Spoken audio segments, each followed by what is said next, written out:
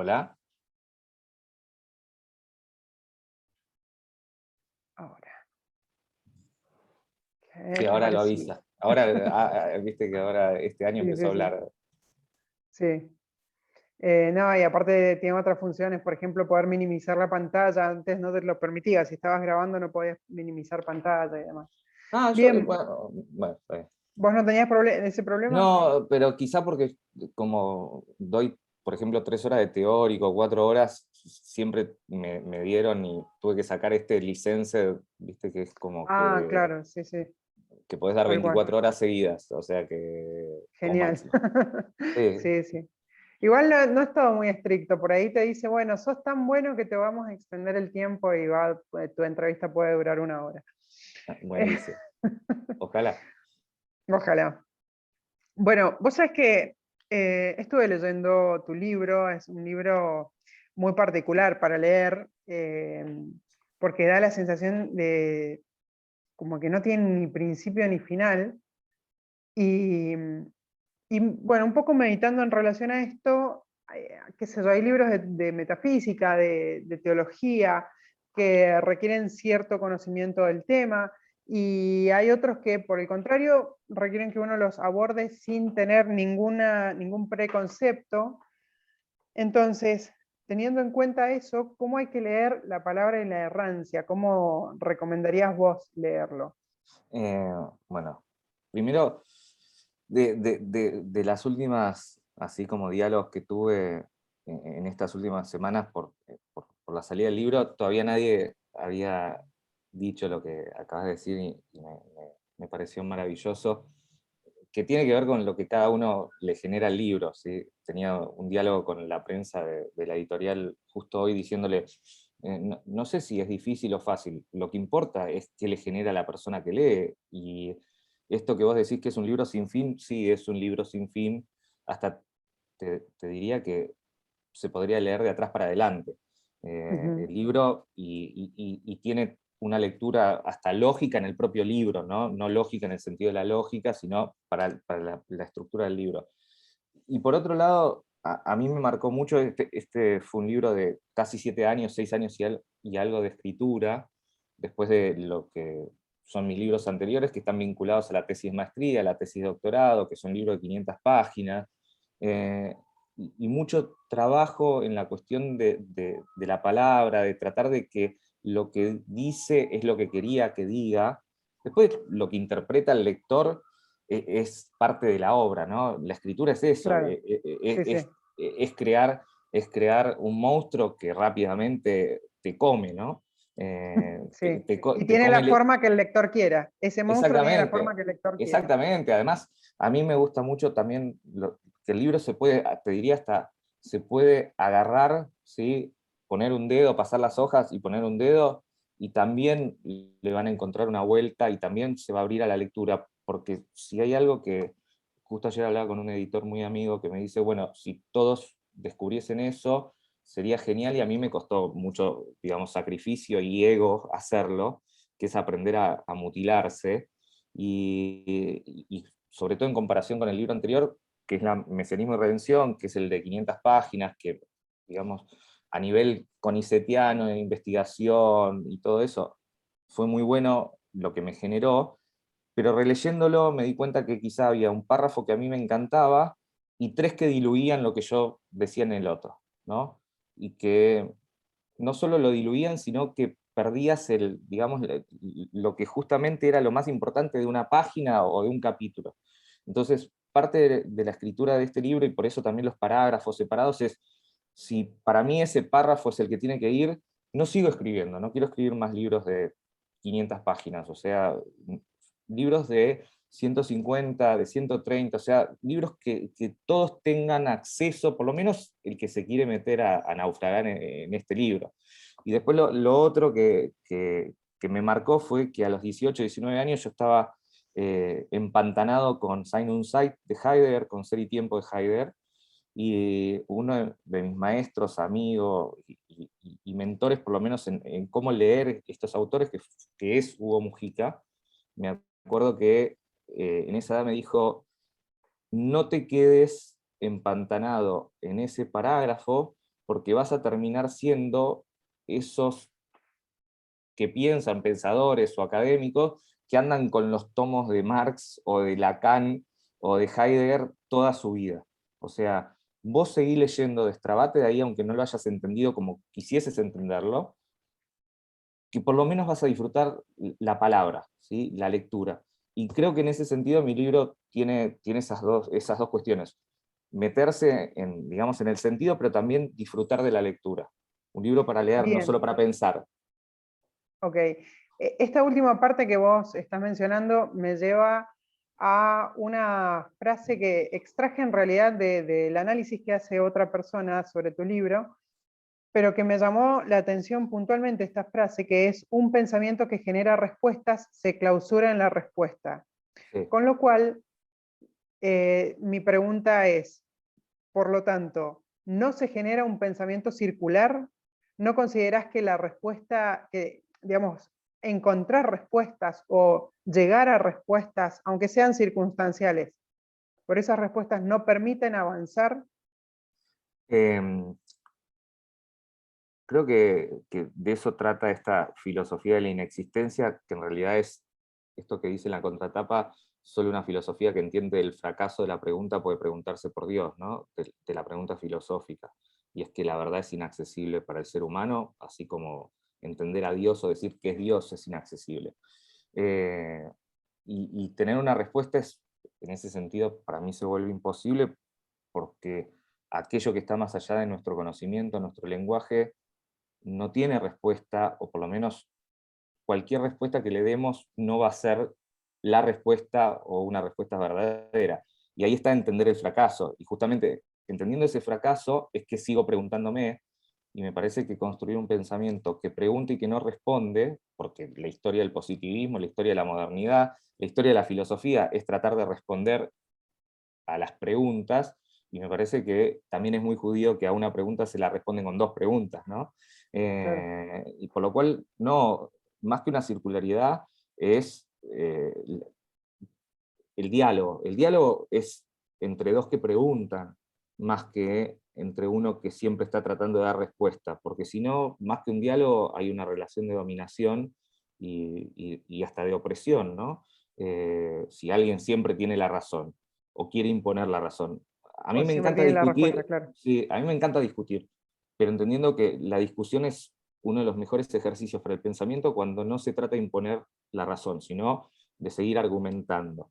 Y esa es la idea de lo que escribo y de este libro y de lo que sigue, o sea, justamente que te generen más dudas, por eso también esto que vos decías de que se puede leer para cualquier lado, Ujú. porque la idea es que te genere incomodidad, dudas y te movilice y te mueva los preconceptos que tenemos, porque a mí yo necesito movérmelos, o sea, el libro me los mueve a mí, si no, ni siquiera hubiese escrito. Utilizás muchas veces las palabras separadas del prefijo, ¿no? Sí, Palabras con prefijos negativos que las pones separadas. Y me da la sensación que también es como un modo de reforzar el adverbio, generando a la vez un nuevo significado tanto en la palabra como en la frase, sí. ¿sí? Al menos yo lo entiendo así. ¿Esta era la idea o tiene alguna idea por detrás que quizás no he percibido o no se percibe a primera vista? Primero, tuve que explicárselo a mi correctora y a mi editora para que no los corrijan, porque era fundamental, por lo menos para la palabra y la errancia, porque todo, digamos, todas las palabras en donde aparece el guión y justamente la separación están vinculadas o hacen referencia a eso que está más allá de nuestro entendimiento y que sería Dios. En realidad es un libro sobre Dios, y como es un libro sobre Dios, es la mayor libertad, porque de Dios no sabemos nada y no podemos decir nada. Ahí me gusta siempre citar a Buber y a Rosenzweig, dos pensadores judíos modernos que dijeron en diferentes textos: lo único que podemos decir de Dios es que Dios es Dios. Y en ese sentido, justamente es un significante tan amplio y tal, por lo menos para la tradición judía, ¿no? Ujú. Que no es una sola cosa, sino que se puede pensar desde diferentes lugares y da libertad para pensar. Cuando aparece inexistencia, imposibilidad, es siempre referido o siempre marcando ese espacio en el que se encuentra lo divino y que no puede tener acceso justamente y relación con lo mundano, por lo menos como la pensamos, ¿no? Como una injerencia dentro del mundo material. Ok, Perdón, que quería agregarte algo que me había olvidado. El pensamiento judío, porque este es un libro desde el pensamiento judío, no sobre el judaísmo, que es el lugar desde donde yo pienso, donde pienso, y me parece que es interesante también decir que el pensamiento judío es el comentario del comentario del comentario, y que en realidad nunca aparece un comentarista que, digamos, que presenta digamos, un avance sobre otro, ¿sí? No es teoría esto, o teoría o ciencia dura en donde una teoría reemplaza a la otra. Un comentarista, un comentario, ya sea desde la mística, desde el rabinismo, desde la filosofía judía o desde la tradición bíblica, en realidad se agrega al anterior, y eso genera una mochila que además la idea es que lo volvemos todo el tiempo contemporáneo, por lo cual cargamos esa mochila o esa caja de herramientas en donde tenemos todo un abanico desde dónde tomar para pensar alguna cuestión. Y eso también es importante. bien. Había interpretado yo esta separación de, vuelvo a las palabras con el prefijo en negativo, y lo interpretaba de la siguiente forma: cuando vos ponés inexistente o inexistencia, entendía como el énfasis sobre la existencia, y el in, que proviene del latín, que significa que es la negación de lo que prosigue, en realidad como interior, ¿no? Como la existencia interna. Digamos, esa fue Sí. mi interpretación, porque tal vez tengo una mirada un poco más metafísica, y en relación a eso también te quería consultar. Es un libro, vos lo planteas mucho o hablas mucho de filosofía y de judaísmo, ¿sí? Ahora, en este momento. Sin embargo, yo al leerlo lo vinculaba también mucho a la mirada metafísica. ¿Tiene eso o simplemente que es que el pensamiento se ha tocado de casualidad? Es un libro contra la filosofía desde la filosofía. Eh, y entendiendo la filosofía también, o el pensamiento judío, que no son lo mismo, como anterior, bueno, como siempre digo, pienso como premoderno y vivo como posmoderno, ¿no? Justamente en el sentido de tratar de construir reflexiones que no caigan en el proceso o, digamos, en el progreso de la burocratización de la ciencia, ¿sí? Y en ese sentido, es un libro de filosofía, es un libro de teología, es un libro de pensamiento judío, es un libro de literatura, es un libro de poesía o de arte, pues está el capítulo de Duchamp y de Rothko, pues están las tesis finales sobre la escritura, porque hay dos Agadot, o sea, esos paratextos sobre Paul Celan y sobre Edmond Chavez, y sobre el judaísmo en sí mismo. Eh, es un libro que trata, o por lo menos creo que va contra este exceso de racionalismo en donde nos colocaron, y sobre esta, ¿no?, esta imposición como de una esquizofrenización del pensamiento, ¿no?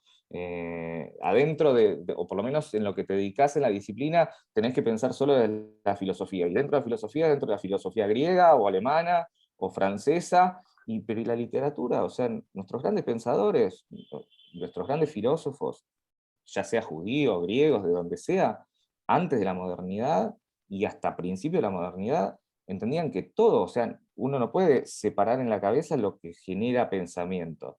Yo leo una novela, leo un poema o leo un tratado de Spinoza, y todos los leo con un lápiz, una lapicera en la mano, escribiendo en los márgenes, porque todo algo siempre me genera una idea, una reflexión contra otra reflexión. Entonces, en ese sentido, es un libro que trata de no caer en los límites que nos impuso no solo la modernidad, sino la universidad, Sí, sobre todo.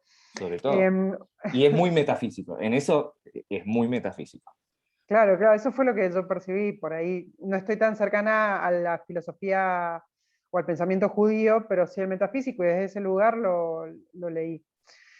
Otra de las frases también Es que que me Dios es llamó, metafísico, o claro, sea, sí, tal cual.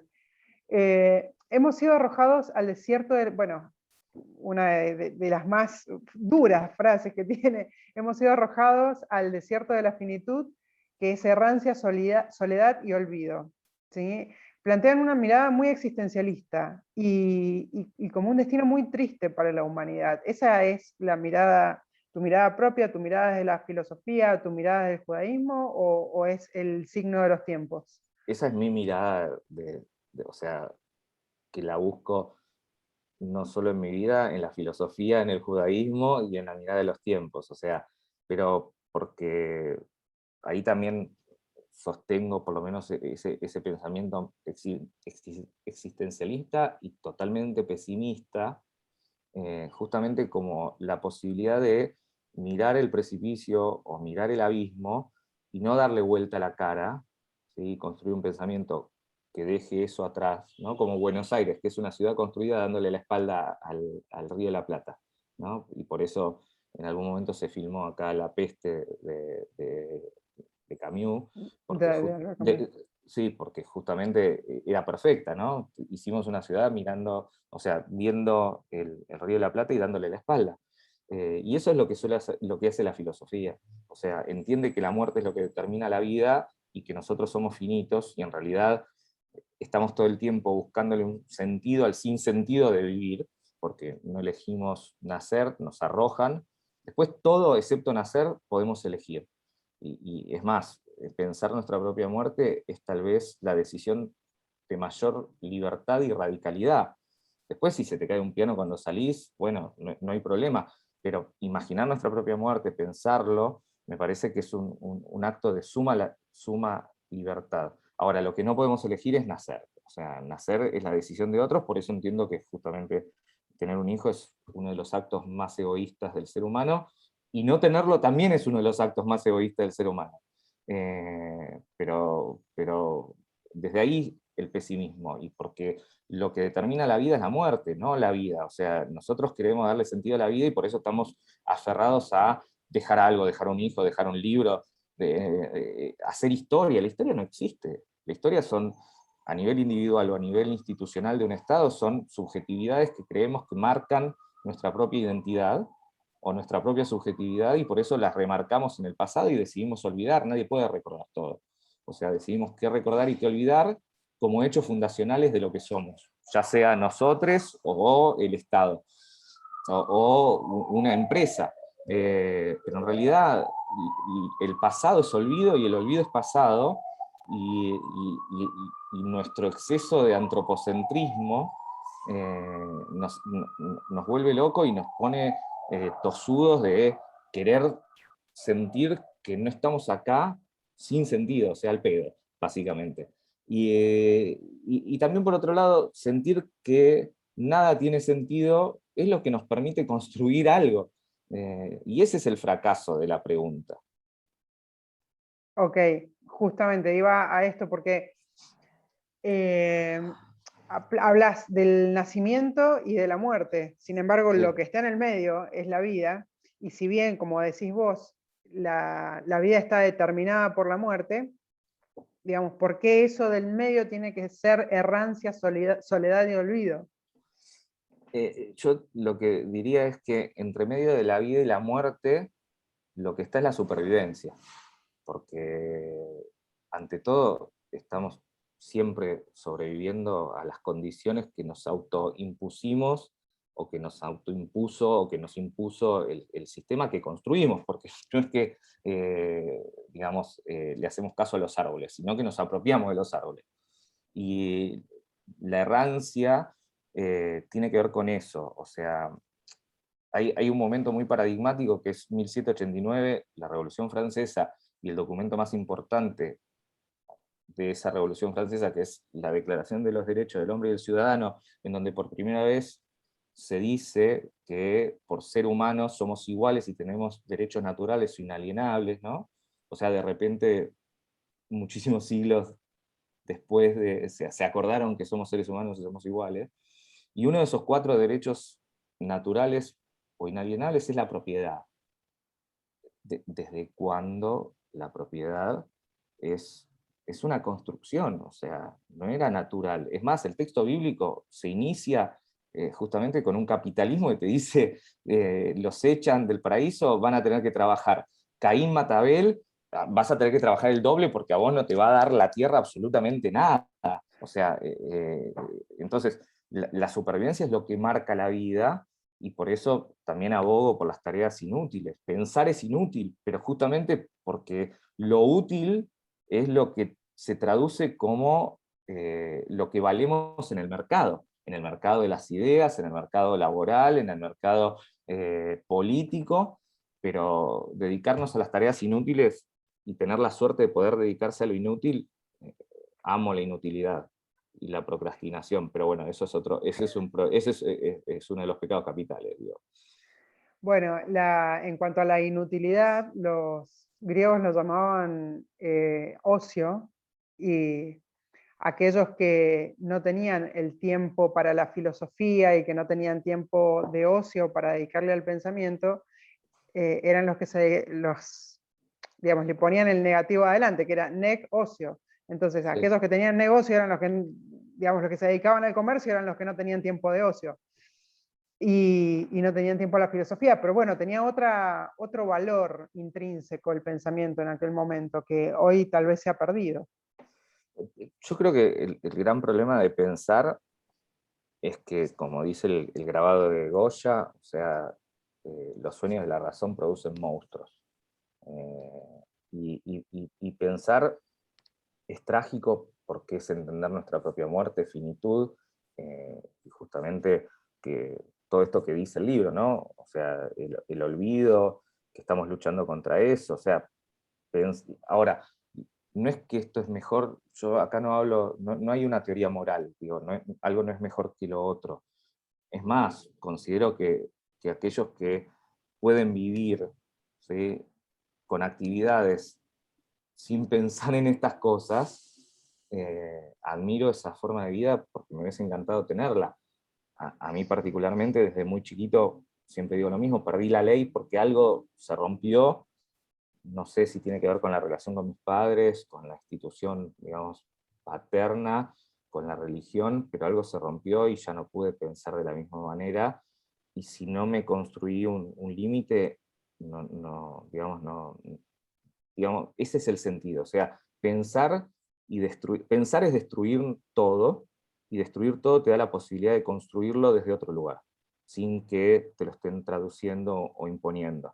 Y eso es parte de lo judío también. El judaísmo o los judaísmos son tradiciones interpretativas, no son dogmáticas, no, digamos, el dogma o la ley alágica es una partecita más del judaísmo, pero el judaísmo también es el misticismo, es la interpretación de la ley. La ley es una interpretación en un momento histórico y de unos personajes particulares, que es el rabinismo, a través de esto que después se llama el Talmud, pero antes los que transmitían no la ley, la revelación, eran los profetas.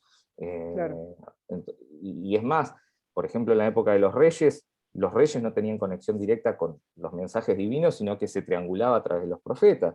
Entonces, y hay algo ahí que también dice Buber, que dice, nosotros tenemos la capacidad de escuchar, pero no sabemos si escuchamos bien. Entonces, estos profetas escuchaban una voz que se les revelaba sobre todo de 3 formas, que eran el espacio onírico, o sea, los sueños, en visiones, o durante el día como que caían digamos, en un sueño, y también se les revelaban cosas, pero después tenían que interpretar. O sea, lo que venía, a veces venía completo, a veces venía un signo, a veces venía una frase, por lo cual es interpretativo. Y eso es lo que muchas veces, y ahí que tiene que ver con la parte de Auschwitz, ¿no? Es que tiene que ver con, así como la época feudal, europea obviamente, fue determinada por una heteronomía estamental, ¿no? Una ley dada por el otro, o sea, por la interpretación de lo divino, lo católico, sobre todo, y pasado por el estamento, o sea, por los reyes, y eso es lo que te marcaba cómo era la realidad, cómo tenías que ser, cómo tenías que vivir, a qué, digamos, estrato, estamento pertenecías según cómo nacías. El judaísmo, o por lo menos los judaísmos, se complica un poco más, porque es una revelación de enseñanzas, leyes, historias, pero que te está exigiendo todo el tiempo que seas vos el que la interpreta, porque el texto bíblico, o sea, la Torá, que es lo único revelado directamente a Moisés, termina diciendo, la Torá no está en el cielo para que no la tengas que ir a buscar y nadie te la traduzca, no está del otro lado del mar, sino que está entre ustedes, o sea, y por eso se puede ser judío y no creer en Dios, eh, porque más que Dios lo que importa es lo que reveló, y eso que reveló es lo que interpretamos y construimos forma de vida. Eh, Bien. Te sí. hago una última pregunta que tiene que ver con algo personal y es, ¿cómo haces? Porque esa cabeza no para. ¿Cómo haces Sí. para relajar? No, no relajo. Por eso, no, me cuesta mucho. No, casi no duermo desde muy chico, 3, 4 horas, y después creo que parte de la terapia y de la vida fue aprender a dormir. Yo- Hay un ejemplo que lo muestra todo, te lo cuento también por esta pregunta, es que de chiquito me mandaron a una fonoaudióloga porque no sabía respirar, para enseñarme a respirar por la nariz porque no sabía respirar por la nariz. Bueno, me la paso todo el tiempo tratando de aprender a dormir, a disfrutar, me cuesta mucho. Sinceramente, y para mí la escritura, por eso es algo que me angustia, es un proceso trágico en ese sentido, pero es lo que me encanta hacer y también tiene que ver con dejar la vida. Si no, o sea, se lo digo también a los tesistas y la gente que trabaja conmigo a nivel académico. No existe la objetividad, ni en las ciencias duras, ni en las ciencias humanas. No, en O ningún lado. sea, la objetividad puede pasar después cómo tomás las fuentes para trabajar, pero si no está puesta tu subjetividad en el problema que querés analizar, o sea, si no está tu pasión, lo vas a sentir como un trabajo que haces desde las 8 hasta las 6 de la tarde, y ese también es un problema mío, o sea, para mí no hay límite, o sea, lo que hago lo hago todo el tiempo. Y nada, hasta llevarlo, digamos, en el cuerpo, es todo parte de eso, y es bueno y es malo, o sea, porque probablemente dure menos que otra gente, pero también entendí que no quiero escribir mucho más de lo que quiero escribir, y tengo en la cabeza cómo va a seguir esto y que se va a terminar, y no quiero más porque quiero tratar de disfrutar algunos años más. Perfecto. Bueno, no, no te angusties. Ya está. No, bueno, es parte de eso. Muy, muy linda entrevista, muy Muchísimas entretenida. gracias. Me gustó mucho y me gustó mucho el libro también, así que bueno, voy a estar trabajando sobre esta nota en los próximos días. Probablemente salga el domingo, pero Genial. todavía tiene que pasar por la aprobación de la editora, así que ahí te estaré comentando cuáles son los siguientes pasos. Muchísimas gracias. Ah, y una cosa, me habías dicho cómo entendiste vos lo de inexistencia, Ujú. y Paul Valéry escribió que lo peor que le puede pasar a un poeta es que le pidan que explique el poema, ¿sí? Cómo lo entendiste vos, la verdad es que también le dio sentido a lo que escribí yo, porque eso de la interioridad es parte de la imposibilidad. Entonces, no puedo decir si es bueno o malo, sino que es justamente lo que buscaba, que tengas tu interpretación de eso. Bueno, ha sido un placer realmente leerlo, así que te agradezco. Te Muchísimas agradezco y gracias, te ¿eh? agradezco este rato también. No, por favor, yo soy el agradecido. Chao, Bueno, Manuel, gracias, un chao, gusto. hasta luego.